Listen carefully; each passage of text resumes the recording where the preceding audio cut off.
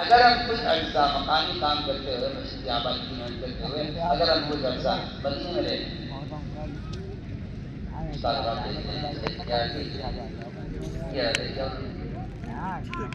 ادھر یہ مشورہ چل رہا تھا، ادھر اللہ تعالیٰ قرآن نے دھمکی اتارے، دھمکی تھوڑی دیر ہوتا ہے، ہاں بھائی تم تو بڑے کام کرنے والے ہو اور تم تو بڑے انصاف ہو اور تم نے تو بڑی محنت کی ہے، بس کوئی حرج نہیں ہے،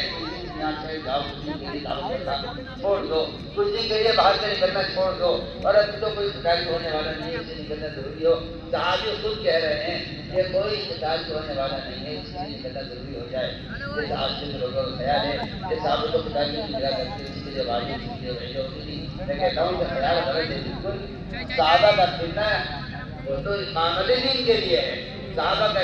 نبی کی بحثت کا مقصد اسلام کو قائم کرنا ہے، دین کو قائم کرنا ہے۔ کا مقصد صرف دشمن سے مقابلہ کرنا ہے، یہ کوئی نکلنے کا مقصد نہیں ہے، یہ تو ایک وقتی عارض ہے جو کبھی پیش آئے کوئی پیش نہیں آئے۔ اصل مقصد نکلنے کا ساری انسانیت کو جہنم سے بچانا اور ساری انسانیت کو ہدایت پر لانا، یہ نکلنے کا اصل مقصد تھا۔ ادھر یہ مشورہ ہو رہا تھا صحابہ کا، وہ تو قرآن نازل ہو رہا تھا۔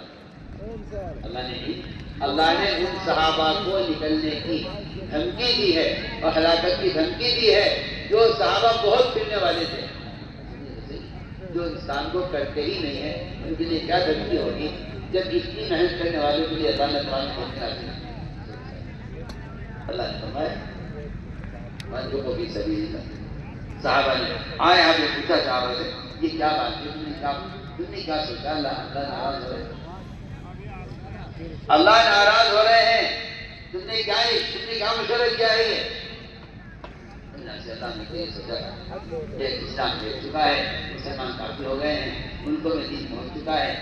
اب کچھ عرصے کے لیے کام چھوڑ کر بیٹھ جائیں اور مقامی کام کے ساتھ کچھ کاروبار دیکھیں۔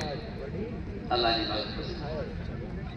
میرے دوستوں، ہمارے جان کا، ہمارے مال کا، ہمارے وقت کا سب سے پہلا مصرف یہی ہے،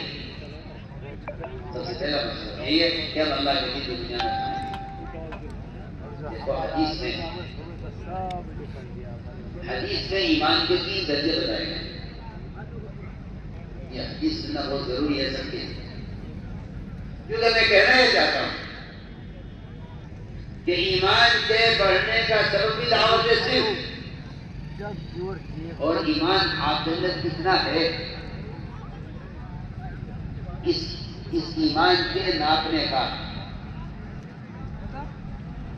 سبب بھی صرف دعوت ہے، صرف دعوت سبب ہے جاننے کا آپ کے اندر ایمان کتنا ہے، اور دعوت واحد سبھی مان کے بڑھنا ہے۔ میں ایک سوال کرتا ہوں، آپ کہتے ہیں کہ ہم تو دین میں چلی رہے ہیں،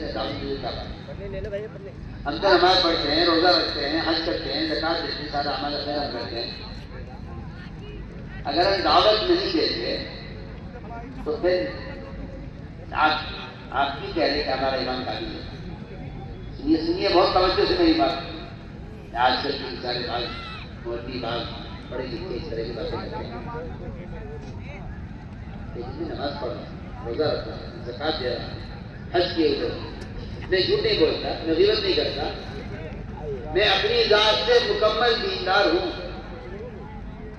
تو پھر آپ کیوں کہہ رہے تھے میرے ایمان قابل؟ کہنا چاہتا ہوں کہ ایمان کا کمال یہ نہیں ہے کہ آپ دیندار ہیں، سنیے کان کھول کے سب، ایمان کا کمال یہ نہیں کہ آپ دیندار ہیں، ایمان کا کمال یہ ہے کہ کیا آپ دوسروں کو دعوت دیتے ہیں؟